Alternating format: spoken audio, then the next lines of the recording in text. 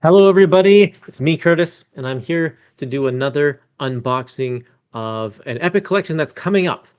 And Rascal Wolf was here even before I started. Thanks for being very attentive. Hi, Rascal Wolf. And Annex is here as well. Yo, yo, yo. Thanks to see ya.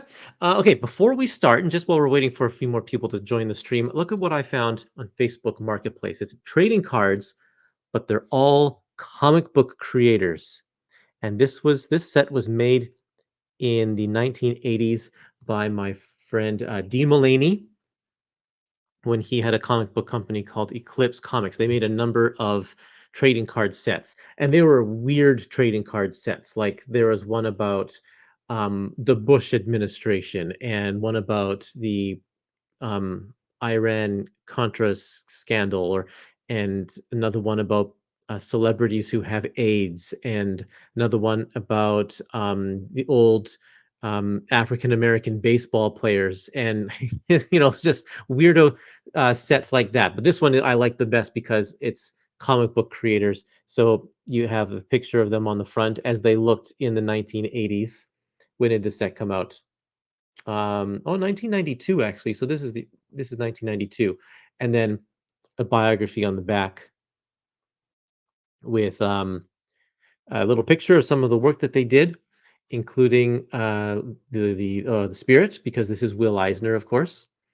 And a little interesting fact: it says Will, who has won a Reuben and a Shazam, has an awards program named in his honor, which of course we all know as um, which we all know is the Eisner Awards, of course, that happens at San Diego Comic Con. Need to see if there is a Jim Steranko trading card? Let me consult the checklist. There's 110 of these. I think Jim Steranko is in here. They are not in alphabetical order.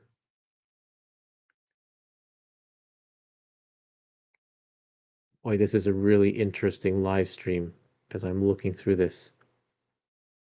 Maybe there's not a Jim Steranko, but everybody else on this list I'm sure you'll recognize. I'm going to show you just the first 10. Okay, just the first 10.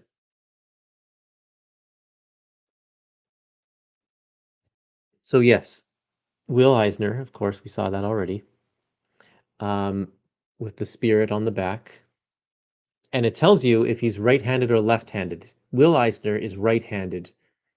It tells you the date of birth, where they were born, where they call home currently or in 1992, and then what school they went to. Art Students League for Will Eisner.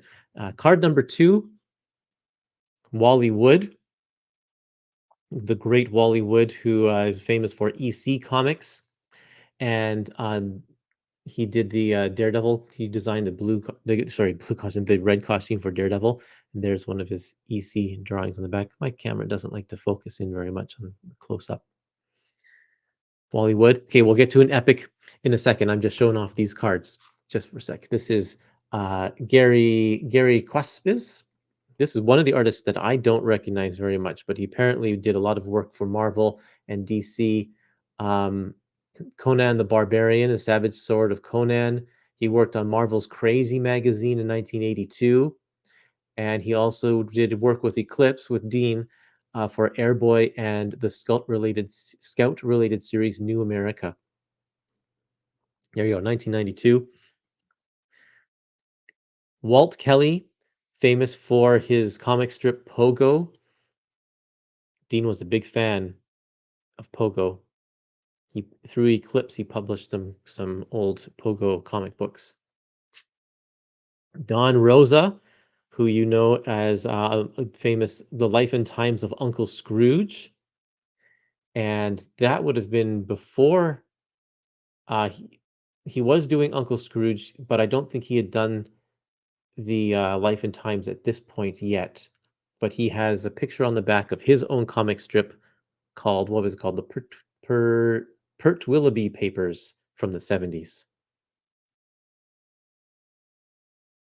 And then that's number 5. Number 6, Mark Grunwald.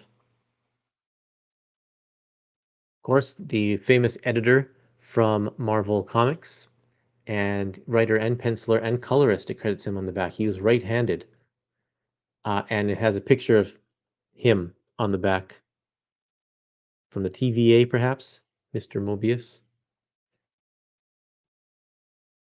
Norm Brayfogle, who had a great run on Batman. Let's see, what else did he do? American Flag. Sorry, he drew the Bob Violence backup strip for American Flag. There, yeah, Batman. Um, Metaphysics.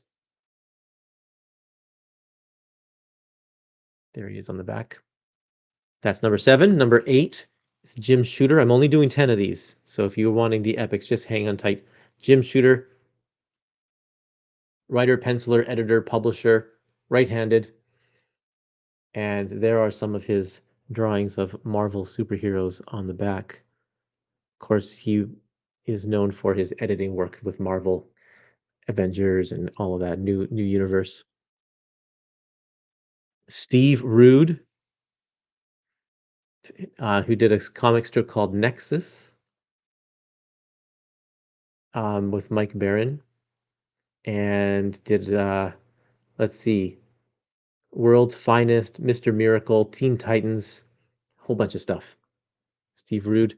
Then the last one, number 10, Bob McLeod, co-creator of the New Mutants with Chris Claremont, and there there's a picture of Cannonball on the not Cannonball, sorry, that's Rain, that's Wolfsbane on the back.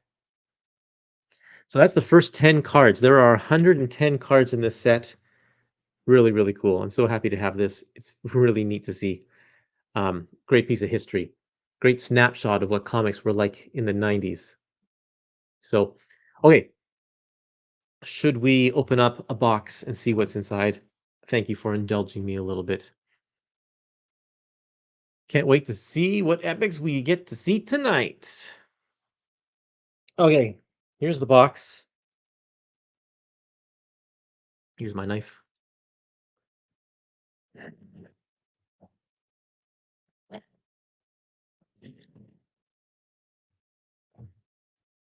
Let's see. I didn't look ahead at the list to see what's coming, so it's going to be a surprise.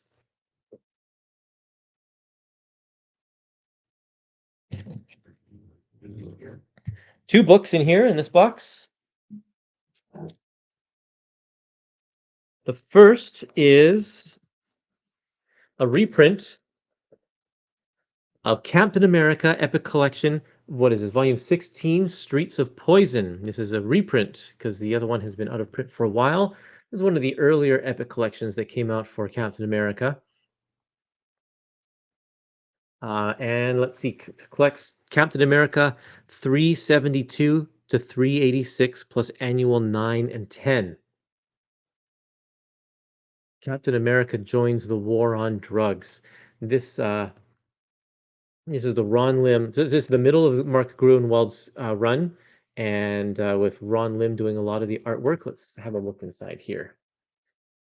This is some Mark Bagley stuff, though, right here.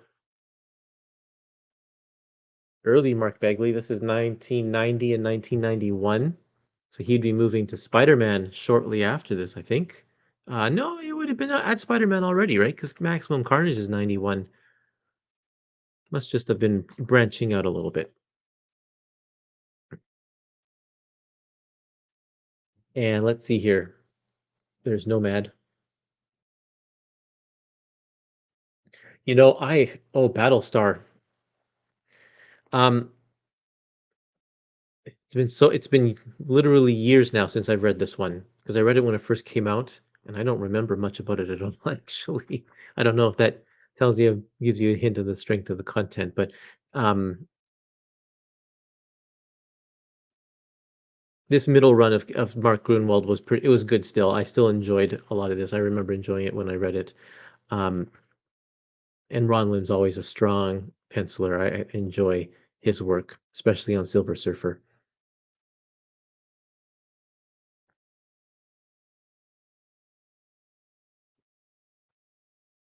Oh yeah, Diamondback is all throughout this volume as well. Mark Gruenwald kept bringing the Serpent Society back time and time again. They were kind of the a lot of the times they were the main Captain America villains throughout his like 10 years on there. They just kept on coming back. Of course, Captain America himself got involved with romantically involved with one of them, and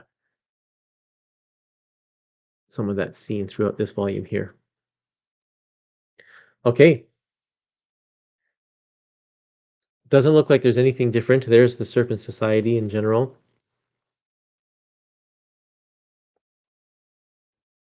Um, Yeah, it doesn't look like there's anything different with this. It looks exactly the same. There weren't any defects or mistakes or anything like that with the first volume, so this is just a straight reprint. And there's Captain America with his flag on. That looks different, actually. I don't think that's the same corner box. Someone can correct me. I don't have my other my book. I'm not by my bookshelf to check right now.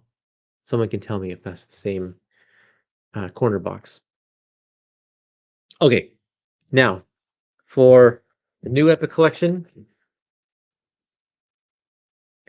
Amazing Spider-Man Epic Collection number 28, Web of Life and Web of Death.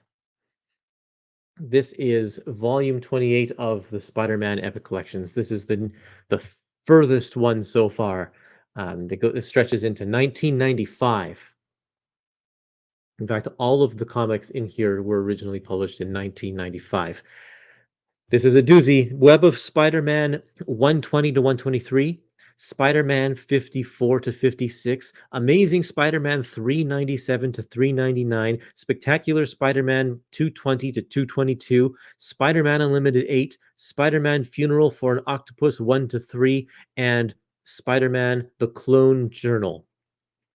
So, this is the second volume of the Clone Saga era of Spider-Man. The previous volume was the beginning of that. This is the next volume where Peter Parker and his clone Ben Riley meet up and have a lot of adventures, sometimes together, sometimes apart, sometimes against each other. And let's see, and it crossed over all four titles. In fact, all the titles were kind of acting as a weekly Spider-Man comic at the time. And so we have a lot of different artists and a lot of different writers represented. Um, in fact, at the time, let me see here, two of the books, Web of Spider-Man, featured Ben Riley. And what was the other one here? And then Spider-Man featured Ben Riley. And then the other two titles, Amazing and Spectacular, they featured Peter Parker. So they had kind of two ongoing parallel stories going on there, and they would show up in each other's books, but mostly this was a Ben Riley solo adventure. So how the Epic Collection groups them is they group. They would do 4-part stories, so they do the 4 parts in throughout Web and Spider-Man. They clump those together, and then they'd switch over to Amazing for another 4-part story. This one's called Web of Death. So the other one was called Web of Life. This one's called Web of Death. This one is a fabulous flip book. So I'm guessing that the flip book portion is in here as well. Let's just take a quick look. They're not collected in. They must be grouped together because they're not grouped with the actual issue. Um, you want to see some of this one? This is Mark Begley.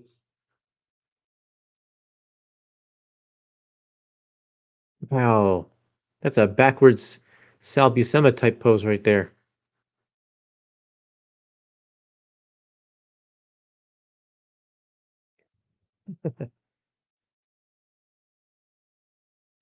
Two epics devoted to the Clone Saga just goes to show you how long the story was. Yeah, there are going to be 6 of these dedicated to the Clone Saga, and then Ben Riley takes over as Spider-Man. So then it's only halfway through. So yeah, it's going to go on for a long time. Sal Buscema, there's Sal Buscema. Let's see if he does any of his famous pose there. Inked by um, Bill Sienkiewicz through this run, which gives it a very gritty look, which some people love and some people don't love. Um,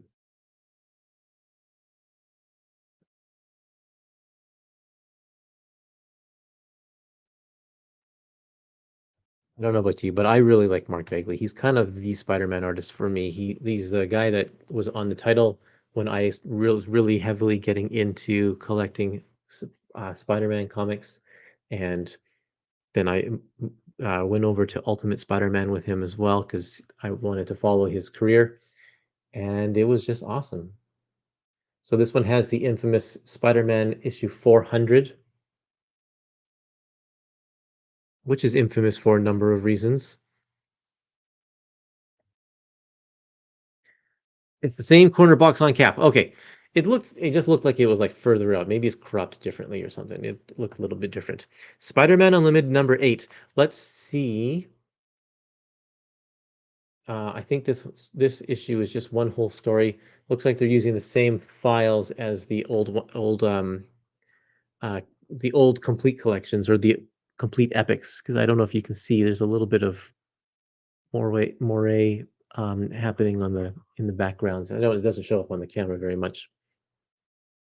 That's a Ron Lim penciled issue there. It's a nice splash page.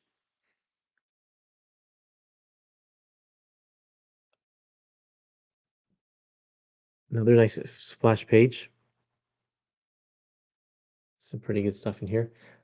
This is one big long story, so yes, the full issue is included in there. And then here's a spoiler alert: Funeral for an Octopus miniseries. So these are mapped a little bit differently than um, than the complete epics that came out like 10 years ago or something like that. uh, because they took a mini series that they put in the first volume and are moving it to the back. So the first volume, like the Clone Saga volume that came before this, is missing that mini series, which meant they took a mini series from the second volume and moved into volume one. So this one they took a mini series from volume three and moved it into this one. They just kind of shuffling things forward, which means that this there is where it is. There's a special issue at the very end here called Spider-Man: The Clone Journal, and this issue opened up the complete epic volume 3, but in this case it closes out volume 2, which I think is a shame because this issue just is a recap catching people up to the story so far, which it just recaps the events that happened pretty much in this book. Whereas it would have been more helpful for volume 3 to start at volume 3. But anyway, it is what it is. It still has to go here. Let's see what's it says. Web of Spider-Man 120, Amazing Spider-Man 397, Spider-Man 54, and Spectacular 220 all contained excerpts from the prose anthology novel The Ultimate Spider-Man. Each issue had a flip book cover promoting its excerpt. So they are including that in the back. Uh, only the covers. Looks like the probably because of copyright issues. If it's a prose book, they're not including it in here, but they do have the covers to the flip book side as bonus features. Some original art from Mark Bagley and Stephen Butler and Sal Buscema. That's nice. Sorry, did I not show you the other ones very well?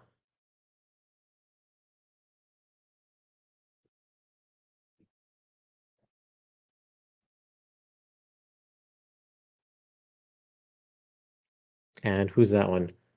Ron Lim and Al Milgrom. Very nice stuff. So there you go. That's your look at this epic collection. Um, two 90s books for you today.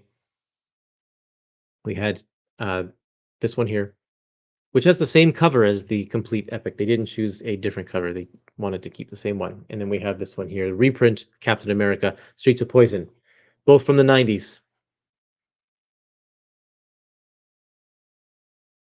This will jump to the top of my reading pile when it arrives. Yeah, you know what? Well, the Clone Saga gets a lot of flack, especially in these early days. I really liked it. Did it go on too long? Yeah, maybe it did. I don't think that they ran out of ideas, though. I think they were just having fun with the two Spider-Men doing their own thing and Ben Riley meeting up with characters that he doesn't know that are longtime Spider-Man villains. And, it's kind of fun. I still enjoyed it at this point. Yes, it got a little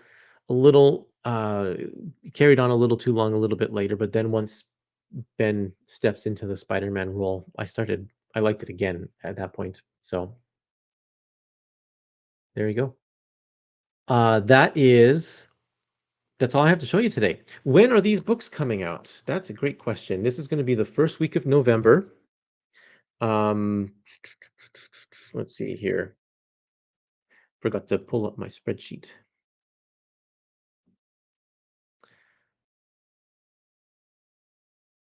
First week of November.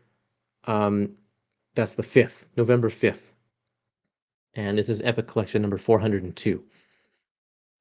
So next week, we should see a new Avengers epic, Avengers Volume 13, and the Ewoks and Droids, the very last Star Wars. Those should be the ones that show up in my door for the next week's live stream.